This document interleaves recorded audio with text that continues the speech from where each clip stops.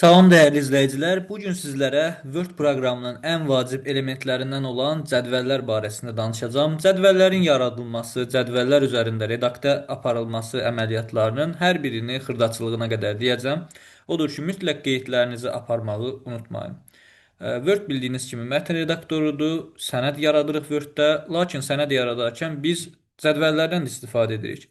Və bu cədvəlləri yaratmağın bir neçə yolundan başlayaq. Cədvəli yaratmağın ilk yolu Insert tabına gələrək yuxarı hissədən buradan Tables, yəni cədvəllər qrupundan istədiyiniz bir ölçüdə, daha dəqiq desək 10 sütun 8 sətirdən ibarət bir cədvəl yarada bilərik. Bu birinci yoludur. Əlbəttə ki, biz bunu yaratdıqdan sonra artıq sətir sütunların sayını artıra bilərik, heç bir problem yoxdur. Lakin siz sətir və sütunun özünüz daxil etmək istəyirsinizsə hər hansısa bir ədəd, onda insert table əmri vasitəsilə daxil olub, buradan columns hissəsindən sütunların sayını, rows hissəsindən isə sətirlərin sayını yaza bilərsiniz. İndi biz 5 sütun və 2 sətirdən ibarət bunun mənə təqdim etdiyi bir cədvəl yarada bilərik və yaxud mən istəyirəm ki, 8 sütun və 4 sətirdən ibarət bir cədvəl yaradaq. Gördüyünüz kimi cədvəlimiz yaranmış oldu. Və şrift ölçüsü xatırladım ki, nə qədər böyük olarsa, cədvəldəki xanalar bir o qədər böyüklükdə yaranar. Məsələn, biz bu cədvəlin altından bir dənə də cədvəl yaradacağıq, amma şrift ölçüsünü gəlin aşağı da salaq, eləyək 14 ölçüdə. Deməli, indi yenidən daxil olsaq, cədvəl yaratmağa cəhd eləsək, yenə də 8-in 4-ə bir cədvəl yaradıram və ok düyməsinə vururam. Gördüyünüz kimi bu dəfə cədvəlin sətir və sütunlarının eni və uzunluğu daha qısa olmuş oldu. Cədvəli yaratmağın bir yolu budur. Və ən əsas yolu deyərdim ki, elə budur. Digər yollarını da deyim, sonra isə cədvəlin artıq sətir, sütun və xanaları barəsində danışacağıq. Növbət dəfə yenə insert-ə gəlirik. Draw table nədir? Cədvəl çəkmək, yəni biz bu əmrin üzərinə vurduqda artıq mouse'un göstəricisi qələm işarəsini alır və siz mouse'un sol düyməsi basılı halda cədvəlinizin əvvəlcə eni və uzunluğunu, yəni düzbucaqlının siz sahəsini təyin edirsiniz. Daha sonra qələm vasitəsilə sətirlər çəkirik. Həmçinin sütunlar da çəkə bilərik. Gördüyünüz kimi sətir və sütunları bu formada əlavə etdim. Bu da bir başqa yolu. Bunu da yadımızda saxlayırıq. İndi isə yenidən bir başqa yollarını da göstərim. Növbəti yol isə Convert Text to Table-dır. Bunu ayrıca mən bir videoda qeyd edəcəm. Çünki bu mətni cədvələ çevirməkdir. Çox qısa formada sizə belə bir şey göstərərəm. Ad, vergül, soyad, vergül işarəsi qoyub iş nömrəsi yazıram və buradan da aşağı hissədən yazıram Əmrah, bura yazıram Əhməd, burada yazıram tutaq ki 1, 2, 3, 4, 5 və bura yazıram Əli, bura yazıram Ələkbərzadə və burada yazıram deməli 2, 5, 3, 5, 2, 1 nəsə belə bir şey. İndi mən bunu mətn düzdürmü? Bunu cədvələ çevirmək üçün gəldim həmin hissəyə. Convert text to table əmri artıq aktiv vəziyyətdədir. Ən aşağı hissədən gördüyünüz kimi AZ hissəsi var. Buranı seçib vergül işarəsini ayrıcı kimi təqdim eləyirəm proqrama və hardakı vergüllər var, həmin hissələrdən sütuna ayıracaq. Gördüyünüz kimi ad, soyad, iş nömrəsi bir sütunda və Əmrah, Əhməd hamısı da ad, soyad öz yerində olmuş oldu. Bu da cədvəl yaratmağın bir başqa yolu. Və indi qayıdaq cədvəllər barəsində danışaq. Excel, Spreadsheet, Excel proqramındakı cədvəldən istifadə edə bilərsiniz. Bunu vuran zaman gördüyünüz kimi Excel'in pəncərəsi açılır və Excel cədvəllərindən istifadə edib Word sənədinizə əlavə edə bilərsiniz. Mənə lazım deyil, ona görə bunu da silirəm. Və son olaraq da hazır cədvəllər var burada. Təqvimlə bağlı və yaxud da bəzi bu hissələr təqvimin fərqli formaları və yaxud da burada gördüyünüz kimi latin əlifbasına uyğun hərflərin sıralaması falan var. Çox da istifadə edilmir bu hissədən. Cədvəlimiz yaradıq. Çox uzatmayaq bu hissəni.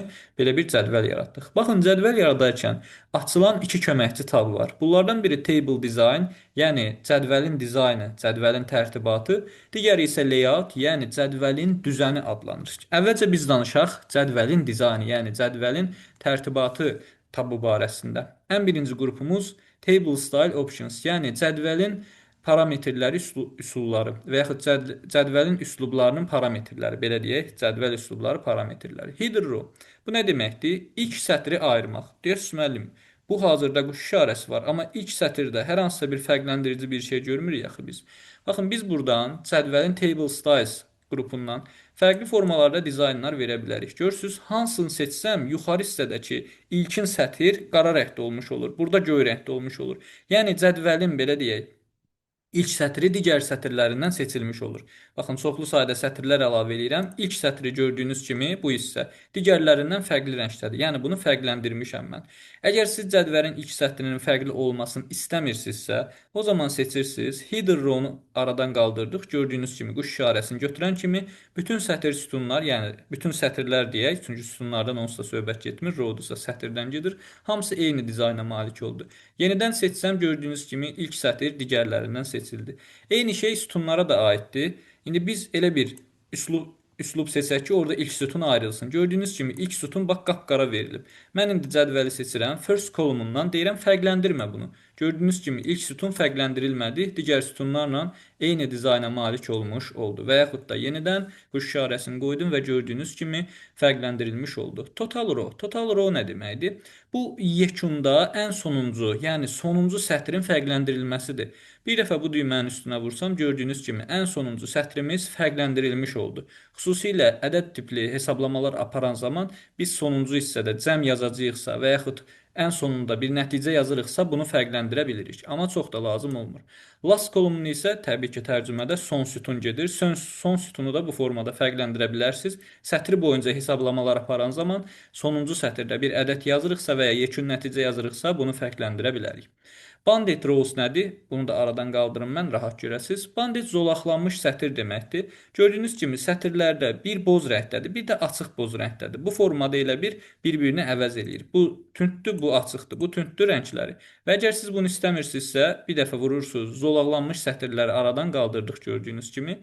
Eyni şey sütuna da aiddir. Gördüyünüz kimi sütunlarda da bu hissədə deməli bir zolaqlı, bir zolaqsız bu formada var. Bax, hazırdakı gördüyünüz kimi var. Bir dənə zolaqlıdır, bir dənə zolaqsızdır. Ağ, belə deyək, tünd bu formada. Əgər bunu zolaqlanmış sütunlar istəmirsinizsə, onda bunu vurub aradan qaldırırsınız. Görürsünüz, hər sütun eyni formada olmuş olur.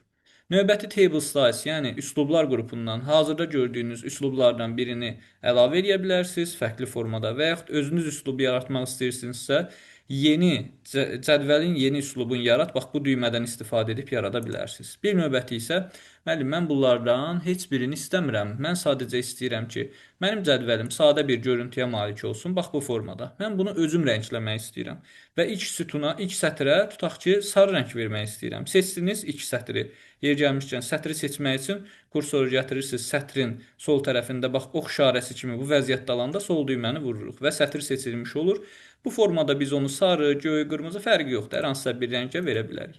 Növbəti gəlir artıq sətirləri, sütunları rəngləmək. Fərqi yoxdur. Hansı hissəni rəngləmək istəyirsinizsə, həmin hissəni seçirsiniz və shading hissəsindən istədiyiniz bir rəngi vurursunuz. Həmin rəngə boyanmış olacaq. Yəni bu qədər bəsitdir.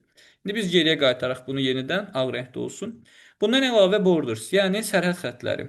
Sərhəd xətlərini biz fərqli üslubda, fərqli qalınlıqda, fərqli rənglərdə təqdim edə bilərik. Baxın, bu hissədən gördüyünüz kimi göy rəngdədir. Yəni mən hazırda qələmi götürsəm, hər hansısa bir hissəni, sərhəd xəttini yenidən çəkməyə çalışsam, göy rəngdə olacaq. Və hətta bunun qalınlığını da mən artıra bilərəm. Bu formada qalınlıq təyin etdim. Yenidən həmin hissəyə gəlirəm. Gördüyünüz kimi daha da qalın olmuş oldu. Daha da qalın eləmək istəyirsinizsə, seçdikdən sonra bu formaya gətirə bilərsiniz. Rəng məsələsi də təbii ki, buradan həll olunur. Sərhəd xəttlərinin rənglərini buradan seçib yenidən dəyişdirə bilərsiniz. Bax, bu formada yaşıl, həmçinin sütuna da tətbiq edə bilərik. Gördüyünüz kimi yaşıl eləmiş olduq. Bunu da öyrəndik, əla. Artıq biz cədvəlin dizaynı barəsində bir çox məlumat əldə eləmiş olduq. Gəlin indi isə neyniyək? Cədvəlin digər hissələri, yəni cədvəlin xəttləri barəsində danışaq. İndi mən bunu silmirəm, aşağı hissəyə gəlirəm, şriftin ölçüsünü biraz kisildək və yenidən bir cədvəl özümüzdən hazırlayaq. Baxın, bu da bir növbəti cədvəl. Biraz da yaxınlaşdıracağam, daha yaxşı görməyiniz üçün. Növbəti hissə deməli border, sərhəd xəttlərinin görünüb görsənməməsi. Məsələn, mən birinci sətirdəyəm hazırda, gördüyünüz kimi bu sətirdəyəm və kursoru qoydum bura. Yuxarı xəttin görünməməsini istəyiriksə, ümumiyyətlə heç bir xəttin görünməməsini istəyirsinizsə, o zaman cədvəli seçdikdən sonra bu hissədə no border eləyirsiniz. Baxın, cədvəlin xəttləri artıq çatda görsənməyəcək. Ctrl P düyməsinə vursam, görürsünüz birinci cədvəldə hər şey görsənir, ikinci cədvəldə heç nə görsənmir. Daha yaxşı başa düşməyiniz üçün bura ad soyad yazım. Gördüyünüz kimi hazırda cədvəlin xətləri qırıq-qırıq xətlərlə göstərilib. O çapda düşmür. Ctrl P düyməsinə vursam, görürsünüz, Ad, soyad düşüb, amma cədvəlin xəttləri düşməyib. Hər hansısa bir xəttin düşməyini istəyirsinizsə, sadəcə həmin sətri tutaq ki, seçirsiniz və deyirəm ki, yuxarıdakı xətti görsənsin. Ən sonuncuda görürsüz də, mən burada yaşıl rəng seçmişəm və qalınlığını da təyin etmişəm deyə bu formada görsənəcək. Yuxarı xətti görsənsin və ya soldan xətti görsənsin bu hissənin. Və yaxud da hamısının birdən görünməsini istəyirsinizsə, seçirsiniz. Burada all borders var. Bütün cədvəlin xəttləri, yəni sətr sütunun xəttləri görünmüş olsun. Əlbəttə, indi bunu yenidən dəyişdirsəniz, buradakı xəttləri də dəyişdirə bilərsiniz. Belə bunu da öyrəndik. Border Painter-də biz bayaqlar qeyd elədik ki, hər hansısa bir xətti dəyişdirmək üçün, məsələn, biz bunu dəyişdirib göy rəngdə eləmək istəyirik. Dəyişdik, sonra Border Painter-i, yəni sərhəd xəttləri rəssamını, rəngləyicisini götürdük və bu formada sütuna ayrıca bir göy rəngdə rəng verdik. Belə. Demək olar ki, buradan hər şeyi qeyd elədik dizaynla bağlı. Gəlin indi isə cədvəlin düzəni barəsində danışaq.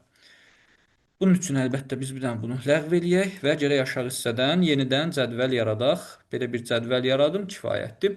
Layout hissəsinə qayıdaq. Select. Select nə deməkdir? Təbii ki, seçmək. Bunu hər biriniz bilirsiniz. Xananı seçə bilərsiniz, gördüyünüz kimi. Select column, sütun, sətir və bütövlükdə cədvəli seçmək mümkündür. Qeyd eləmək istəyirəm ki, bunu biz bu tabdan yox, mouse vasitəsilə də edə bilərik. Xananı seçmək üçün sadəcə deməli, xananı bu formada seçə bilərsiniz. Bir mətn yazandan sonra bu formada da seçə bilərsiniz. Və yaxud da sətr seçmək istəyirsinizsə, sətrin baxın bu hissəsində, sonunda və yaxud da sətrin belə deyək, əvvəlində sol tərəfdən kursor bu göstəricini alanda belə vurursunuz. Sütunda isə baxın bu ox işarəsinə fikir verdiniz. Bu formada vuranda aşağı doğru olanda sütunu seçmiş olursunuz. Bax bu formada sütun seçilmiş olur. Bütövlükdə cədvəl seçmək üçün isə burada cədvəllə işləyən zaman sol yuxarıda bax belə bir göstərici alır. Həmin o düyməyə vursanız cədvəl bütövlükdə seçilmiş olur. Select dedik. View Grid Lines nədir? View Grid Lines budur ki, bayaqları biz belə bir əməliyyat elədik. Baxın, buradan No Borders elədik. Yəni, xətlər görsənmədi. Amma onun yerinə zolaqlı, yəni qırıq-qırıq xətlər görsəndi. Əgər siz bunların hazırda görünməsini istəmirsiniz, zaten bunlar çatda düşmür. Amma hazırda da görünməsini istəmirsinizsə, o zaman seçirsiniz bunu. Bundan sonra isə layout hissəsindən gəlib View Grid Line-ı aradan qaldırırsınız. Gördüyünüz kimi cədvəlin quruluşu qalıb, xanalar da qalıb. Amma biz o xanaların xətlərini nə zolaqlı, yəni qırıq-qırıq, nə də ki bütövlükdə görə bilmirik. Nə edirik? Yenidən View Grid Line eləyib, Table Design-dan gəlib bu hissədən deməli all borders eləyib hər şeyin görünməsini təmin edirik. Bunu da bildik. Yenidən cədvəl yaradaq, formada yaratdıq və layout-a qayıdaq. Properties hissəsindən isə cədvəllə bağlı sətir, sütun, xana ilə bağlı bəzi parametrləri dəyişdirmək mümkündür. İndi bunları da deyib çox uzatmaq istəmirəm. Amma bunlar da mütləq ayrıca bir videoda qeyd eləyəcəm sizlərə. İkinci qrupumuz draw, yəni çəkmək qrupudur. Bayaqlar əslində draw table-ı mən sizə qeyd elədim. Draw table əmrinə vurduqda cədvəl daxilində biz sətir və sütunları özümüz çəkə bilərik. Baxın, bir dənə sütun çəkdim. Bu tərəfdən bir dənə sətir çəkdim gördüyünüz kimi və ya ikinci bir sütunu da çəkirəm. Bax, bu formada sütunlar, sətirlər çəkmək mümkündür. Gəlin biz bunu dəyişək. Bunu sadə formada eləyək, qara rəng eləyək və indi daha yaxşı olmuş olacaq. Bax, bu qaydada eləyək. Belə daha səliqəli olsun. Hər dəfə elə göy yaddaşda qaldı bayaq, onu eləməyək. Eraser nədir? Pozan. Təbii ki, pozan dedikdə biz cədvəlin, sətirlərin, sütunlarının, xəttlərini silməyə başa düşülür. Yəni, məsələn, bu xətti silmək istəyirsinizsə, gördünüz, pozanla sildim. Və yaxud da bu sətirdəki xətti silmək istəyirsiniz, bu sütunu silmək istəyirsiniz, bu xəttin, yəni buradakı xətti silmək istəyirsiniz və ya bütövlükdə bu xəttlərin hamısını gördüyünüz kimi biz silə bilərik. Bu da oldu pozan. Növbəti əmrimiz isə deməli rows columns, yəni sətirlər və sütunlar adlanan bir qrupdur ki, buradan da cədvəlin, sətirlərin, sütunlarını əlavə edib, həmçinin də silə bilərik. Geri qaytaraq əməliyyatlarımızı. Aha, indi delete nədir? Təbii ki, silməkdir, xanalarını silmək. Mən bir dənə xananı silmək üçün seçdim xananı və sol bir dəfə vurdum. Gördüyünüz kimi bu tərəfdən bir dənə xana silinmiş oldu. Yenidən bir dənə xananı silirəm və deyirəm sol tərəfə doğru sürüşdür. Tamam, buradan silək bir dənə. Gördüyünüz kimi bu hissədən də bir dənə xana silinmiş oldu. Eyni şeyi sütuna da eləyə bilərsiniz. Seçirsiniz bu sütunu və deyirsiniz ki, məsələn, bura bir məlumat yazaq. Bura bir məlumat yazıb, burada bir məlumat yazaq və bunu seçək. Delete kolumu eləyirik və gördüyünüz kimi həmin sütun silinmiş olur. Sətri necə silək? Seçsiniz bu sətri.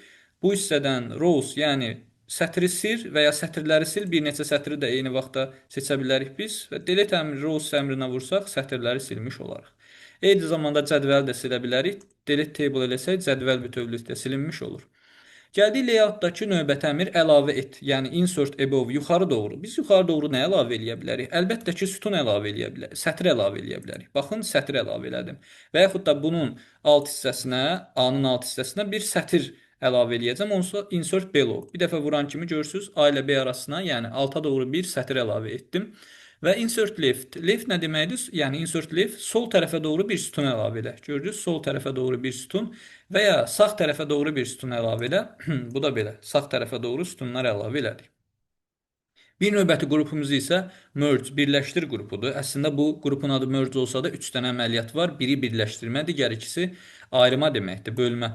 Merge cells nə deməkdir? Mən hazırda passiv vəziyyətdədir gördüyünüz kimi. Mən 2 dənə xananı seçirəm və bunları birləşdirmək istəyirəm. İndi merge cells oldu. Artıq buna üstünə vursam 1 dənə xan oldu. Gördüyünüz kimi 2 dənənin əvəzinə 1 dənə xana oldu. Və ya split cells, biz xana daxilində də çoxlu xanalar yaratmaq istəyiriksə, sən bu xana daxilində split cellsə vurdum. Deyirəm ki, 4 sütundan və 2 sətirdən ibarət bir cədvəl yarat. Bu xananın tərkibində. İndi yadınızda saxlayın, birincinin altıdır. Bax, bu formada vurdum, fikir verin. 1, 2, 3, 4 dənə bu hissədə sütun oldu. 2 dənə də sətr oldu. Yəni 8 xanadan ibarət burada bir xana daxilində cədvəl yaranmış oldu. Bu da xananın tərkibində dırnaq içində deyək mini bir cədvəl yaratmaq üçündür.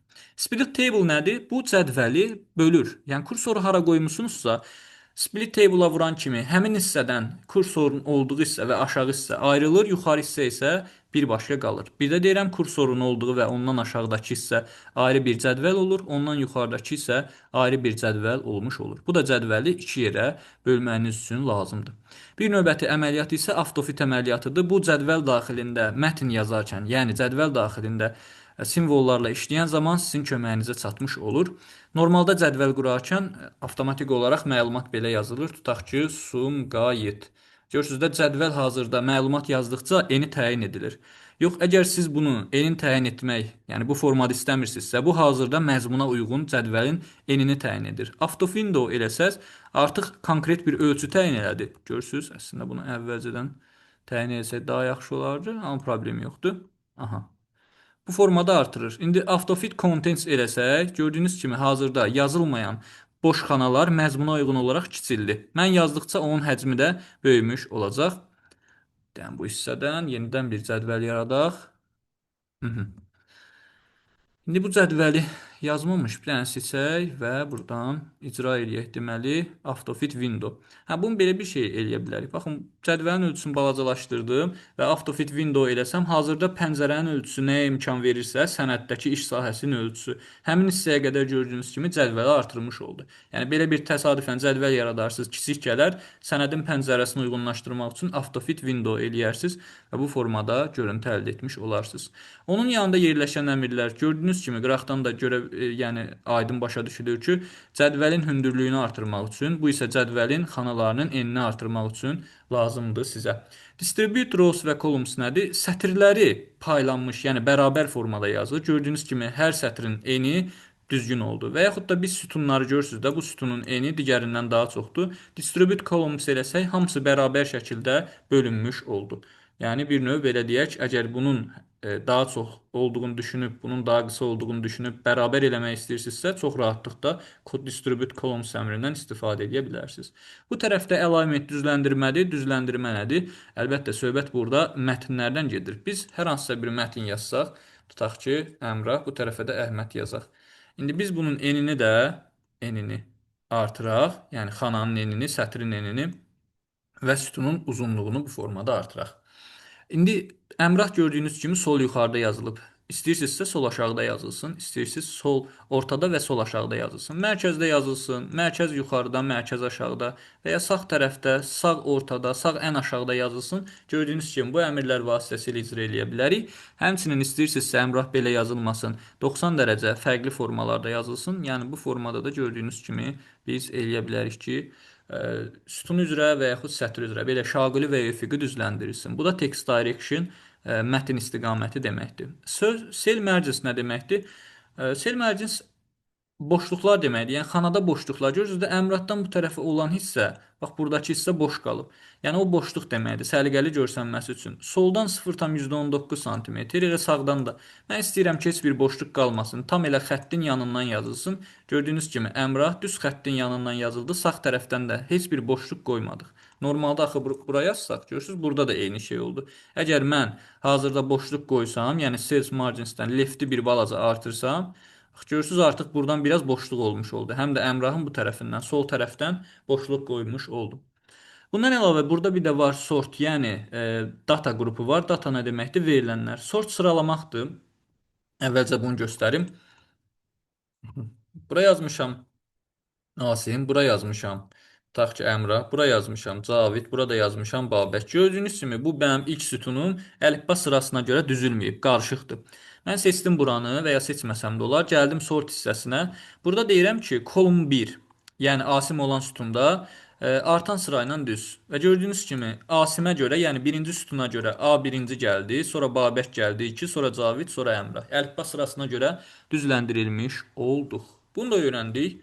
Mənə elə gəlir ki, bir xeyli məlumat öyrəndik hazırda. Yenidən bir cədvəl bu formada cədvəl yaratdım.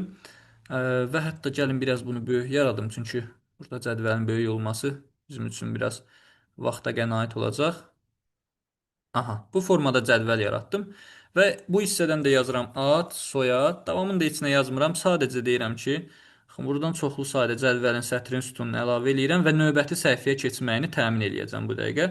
Növbəti səhifəyə keçdi. Axı, ay müəllim, biz istəyirik ki, ad, soyad növbəti səhifəyə keçəndə buradan da yazılsın axı. Mən yazılmasa hardan biləcəm ki, bura ad, bura soyad, bura nə, bura nə? Gərək hamısını təzədən əllə yazım. Yəni təkrarlanmasını istəyirəm. Onda sən gəlirsən layout hissəsinə və buradan repeat header rows, yəni ilk başlıq sətir, birinci sətir təkrarlansın. Bir dəfə buna vuran kimi görürsüz, növbəti səhifədən də artıq ilkin sətir təkrarlanmağa başladı. Yəni biz bunu geriyə qaytarsaq, hazırda yoxdur. Təzədən eyni əməliyyatı birinci sətrə qoyuram.